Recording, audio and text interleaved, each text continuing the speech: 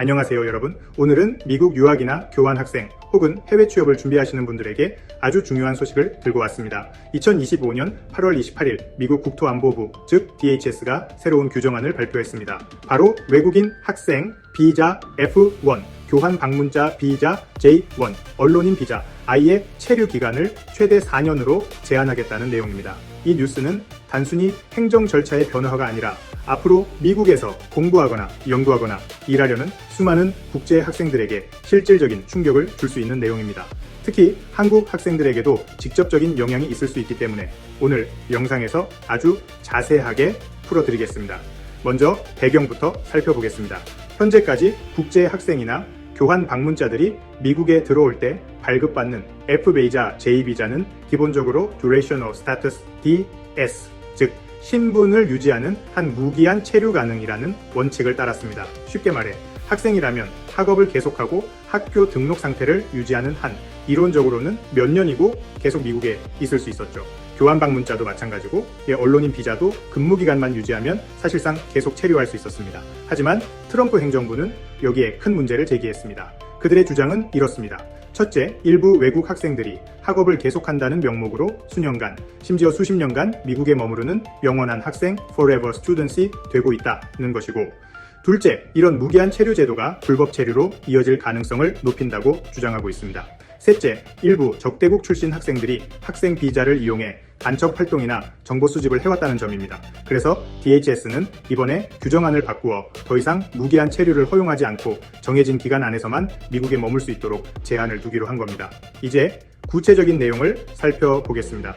F1 학생 비자, J1 교환 방문자 비자는 프로그램 기간에 따라 체류가 가능하지만 최대 4년을 넘을 수 없습니다. 예를 들어 학사 과정이 4년이면 그대로 4년, 석사는 2년, 박사는 보통 5, 6년인데 박사의 경우에도 일단 4년까지만 인정된다는 거죠. 머리 아프죠?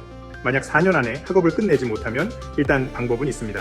연장을 신청할 수는 있지만 연장 역시 최대 4년까지만 가능합니다. 즉 최장 8년이 한도인 셈입니다. 다음은 어학연수 학생인 경우입니다. 어학 교육을 위해 F비자를 받는 경우는 더 제한적입니다. 최대 2년까지만 허용됩니다. 많은 한국 학생들이 단기 어학연수를 위해 미국을 찾는데 이들에게는 꽤 큰 제약이 될 수 있습니다. I비자, 즉 언론인 비자는 우리는 상관없는 것이긴 하지만 분위기만 보겠습니다. 일반 외국 언론사는 240일 단위로 체류가 허용됩니다. 중국 국적 언론인의 경우에는 더 엄격해서 90일 단위로만 갱신 가능합니다. 중국에 대한 제약이 여기에도 보입니다. 그레이스 페리엇 단축은 좀 걱정스러운 부분입니다. 지금까지는 학생이 학업을 마치면 60일의 유예 기간이 주어졌습니다. 하지만 앞으로는 이것이 30일로 줄어듭니다. 즉 졸업 후 더 빠르게 체류 연장을 하거나 출국 결정을 해야 한다는 뜻입니다. 학교 변경 프로그램 변경 제한에 대한 부분은 지금까지는 비교적 자유롭게 학교를 옮기거나 프로그램을 바꿀 수 있었지만 이제는 더 엄격하게 심사를 받게 됩니다. 특히 대학원 이상의 경우 프로그램 변경 자체가 금지될 가능성이 크다는 점을 꼭 염두하시기 바랍니다. 모든 상황에 대해서 불법 체류 판정 강화는 기본이 되는 사항으로 기존 제도에서는 체류 기간을 넘어도 일정 부분 보호 장치가 있었는데 앞으로는 정해진 체류 기간이 끝나면 즉시 불법 체류 unlawful presence로 간주됩니다. 이 내용들을 종합하면 미국 유학생이나 교환학생, 언론인들의 미국 내 활동이 전보다 훨씬 빡빡해진다는 걸 알 수 있습니다. 그렇다면 왜 이런 규정을 추진하는 건지 분석을 해보면 국토안보부와 트럼프 행정부의 설명은 명확합니다. 첫째, 영원한 학생 문제 해결. 둘째, 안보 위협 차단. 셋째, 납세자 부담 완화. 특히 너무 오랫동안 과거 행정부들은 외국 학생과 비자 소지자들이 사실상 무기한 체류를 허용해왔다면서 이것이 미국의 안전을 위협하고 세금 부담을 늘리고 미국 시민을 불리하게 만든다라는 입장을 공식적으로 발표했습니다. 또한 중국 같은 국가의 학생들이 간첩 활동을 위해 학생 비자를 활용했다는 사례도 언급하면서 필요성을 강조했습니다. 하지만 반대하는 목소리를 확인해보면 미국 대학들은 이미 국제 학생 감소로 큰 재정적 타격을 받고 있습니다. 예를 들어 2025년 가을 기준으로 국제 학생 등록이 15만 명 가까이 감소할 수 있다는 전망도 나왔습니다. 이로 인한 경제적 손실은 70억 달러, 일자리 6만 개 감소에 달할 수 있다고 합니다. 특히 납사 전미국제교육협회 같은 단체는 이번 조치가 미국 고등교육기관의 경쟁력을 약화시키고 연구 인력과 조교 부족 문제를 심화시킬 거라고 경고했습니다. 즉, 단기적으로는 안보 강화일 수 있지만 장기적으로는 미국 대학의 글로벌 리더십과 경제에도 타격이 될 수 있다는 거죠. 우리 한국 학생들은 다음과 같은 부분을 충분히 생각해서 계획을 세우셔야 합니다. 첫째, 학업 계획을 명확히 세워야 한다. 예전에는 여유롭게 학교를 옮기거나 전공을 바꿀 수 있었지만 이제는 프로그램 변경이 까다로워졌습니다. 둘째, 비자 연장 신청 준비를 처음부터 고려하셔야 합니다. 박사 과정처럼 4년 이상 걸리는 학업은 반드시 연장을 신청해야 합니다. 이때 필요한 서류, 학교 추천, 연구 계획 등을 미리 준비해야 합니다.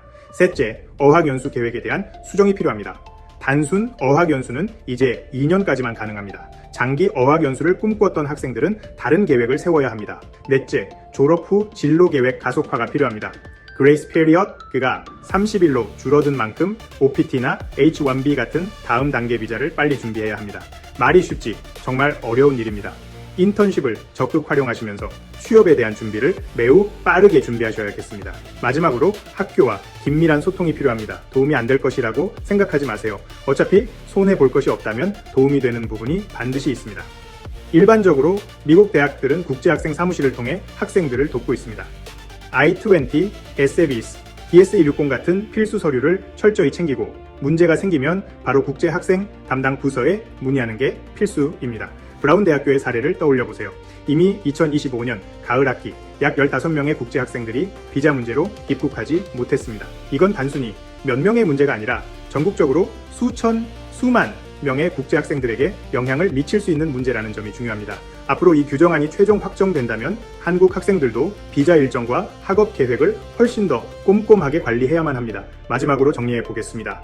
미국 국토안보부는 외국 학생, 교환 방문자, 언론인의 체류 기간을 최대 4년으로 제한하는 규정을 발표했습니다. 이 조치는 아직 공식 시행 전 30일간의 의견 수렴 과정을 거치지만 만약 시행된다면 유학생 생활에 큰 변화를 불러올 겁니다. 한국 학생들에게는 학업 계획을 처음부터 명확히 세우는 것, 비자 연장 및 졸업 후 진로 계획을 빠르게 준비하는 것, 학교 국제학생 부서와 항상 소통하는 것이 무엇보다 중요합니다. 이번 영상이 미국 유학을 준비하는 여러분께 도움이 되었길 바랍니다. 앞으로도 이런 중요한 이민 유학 정책 변화를 계속 전해드릴 테니까 채널 구독과 좋아요 꼭 부탁드려요. 감사합니다.